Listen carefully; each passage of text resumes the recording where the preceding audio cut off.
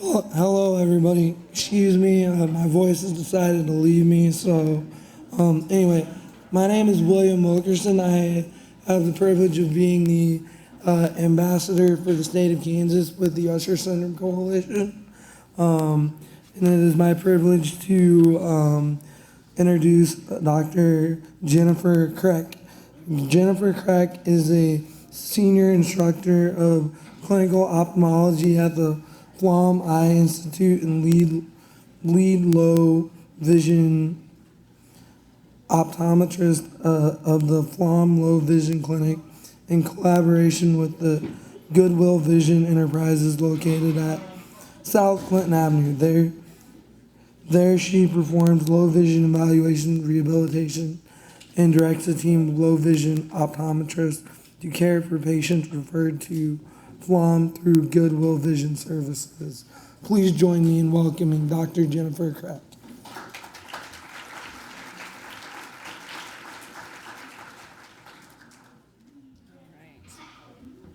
Okay. Hi, everyone. Thanks for the kind introduction. So I want to get started here. Let me go back. Okay, there we go. So first, I wanted to really just get into some definitions about what is low vision, and we're going to talk today about low vision, some resources available, and some devices that might be helpful. And the definition of low vision is a visual impairment that's not correctable by standard glasses, contacts, medicine, or surgery, and it interferes with a person's ability to perform everyday activities. Now, you'll notice that it's not, I didn't say anything about your vision because it's not just about vision, there are other aspects involved. I'm sorry, I think my slides aren't coming up. It's just some notes. I don't see it on here. I'm so sorry. No, yeah, we just let you know. Okay, I want to put on my laptop. Okay. No, it's okay. Sorry about that. It helps if I can see my slides. Okay, so, let's go to this. All right, so what can contribute to low vision? Well, not just visual acuity and visual field, but contrast sensitivity. You can have potentially distortion in your vision, light sensitivity, or color distortions or deficiencies. And so, as you know, in Usher syndrome, this can cause retinitis pigmentosa, which can cause decrease in vision, light sensitivity, visual field constriction, like tunnel vision or loss of peripheral vision, or even spots missing in the field, night blindness, and poor contrast sensitivity. Now, with low vision, like I said, here we go, excellent, thank you guys.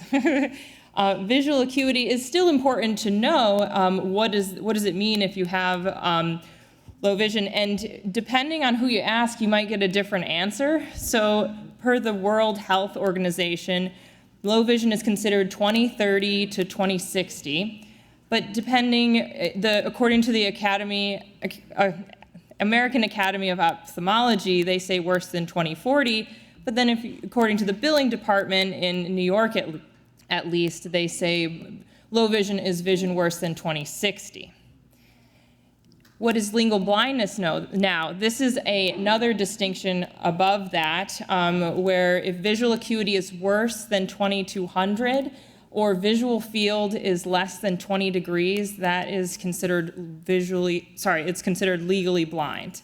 And if you're considered legally blind, then you are potentially eligible for additional services through your state, and we're in New York State, so I'm going to talk a little bit about some services here.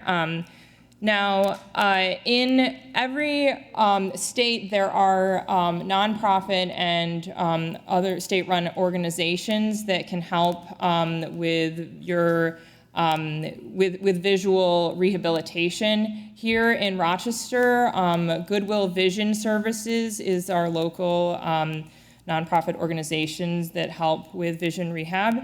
And there's a lot of resources available here, social workers, support groups, classes. There's even an optician to help get glasses for people that would benefit from that, occupational therapy, and a shop with different low vision aids in it. There's also rehab therapists that can teach activities of daily living, technology, and such, and orientation mobility specialists, people that will help with technology, finding a job and keeping a job despite any difficulties you might have, and then a low vision optometrist. The team of low vision optometrists works closely with Goodwill, which is what I am. So, specifically at Goodwill Vision, there are support groups and other programs that are available. One of them is Coffee and Connections. It's a social and emotional support group. There's tech groups, also focus groups that work on activities of daily living, and then also even one-on-one or group like occupational therapy tech classes. But this, even though this is our local support groups, there are a lot of support groups throughout the country, and you can even find things online. Anyone with any sort of visual functional difficulty will qualify for any of those programs that I mentioned.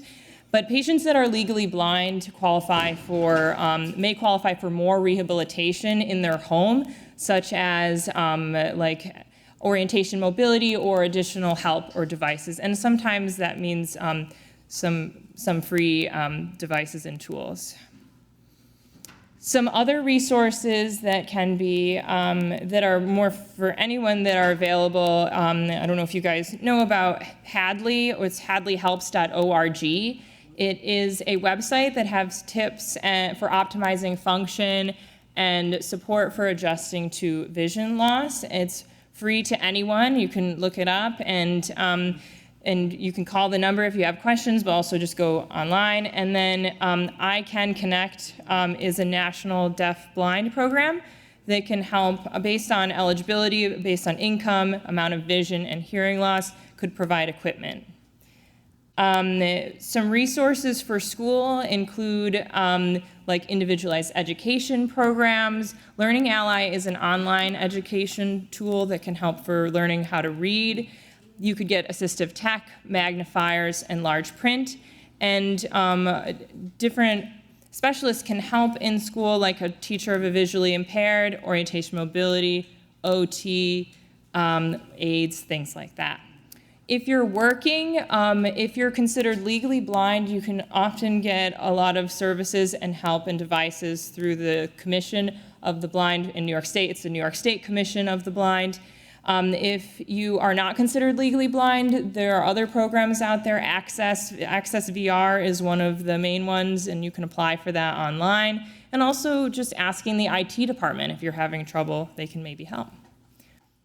So a low vision exam is something that can be really helpful to determine what devices might work for an individual. It's an assessment of visual function, and it educates a patient on devices, tools, and resources that might be helpful based on their function and their specific goals. Now, a low vision exam is not like a regular exam, and it's not for everyone. It's really for anyone who feels that they have functional visual difficulties that are not met with their current tools. And in order to get one here at the Flom Eye Institute, you need a referral from your eye doctor and a full eye health exam beforehand. And this is just the general process of how the referral goes. And then after the low vision exam, you'll meet with the team at Goodwill and help, and they can help you even further.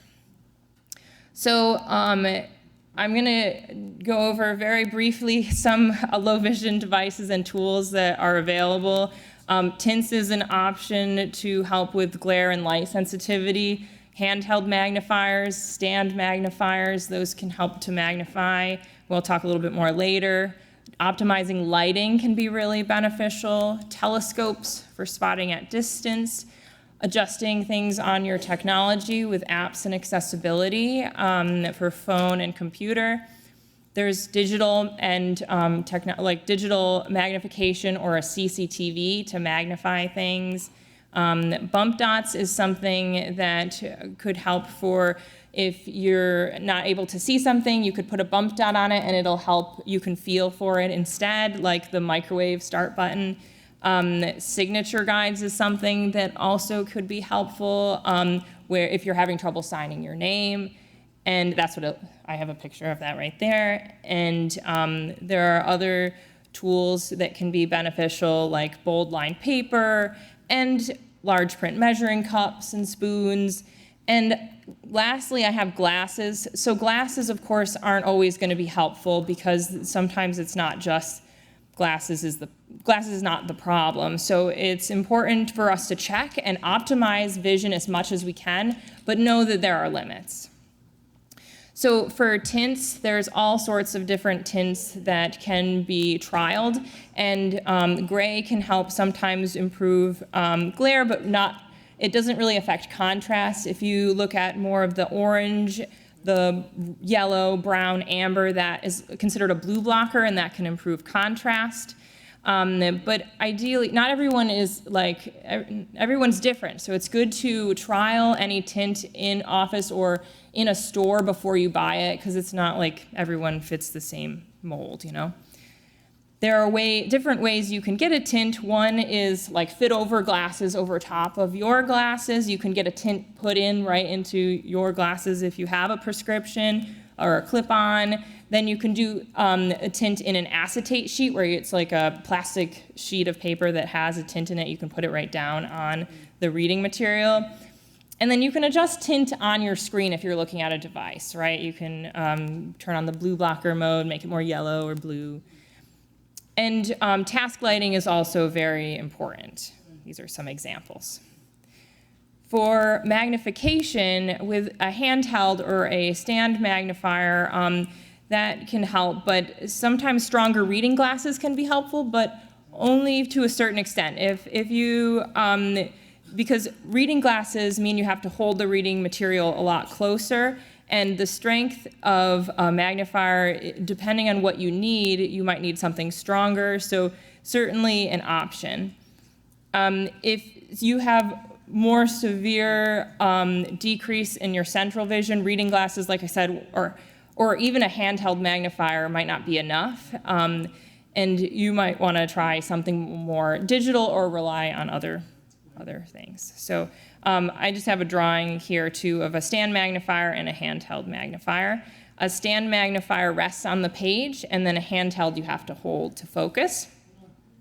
Here are some examples of distance devices. You can use handheld telescopes to focus on something at distance. Max TV glasses are like a mounted telescope in glasses, and there are other types of telescopes like that. And then even just like making things large can be helpful, or getting jumbo Sudoku or large print puzzles. Sometimes even just increasing it a little bit can be helpful, or getting a larger TV, right? So lastly, I know I don't have much time, but I wanted to just talk briefly about some technology that you can do on your phone if you have a smartphone. So iPhone and Android have a lot of really cool built-in settings. If you haven't already figured that out, it's under accessibility. You can do all sorts of things.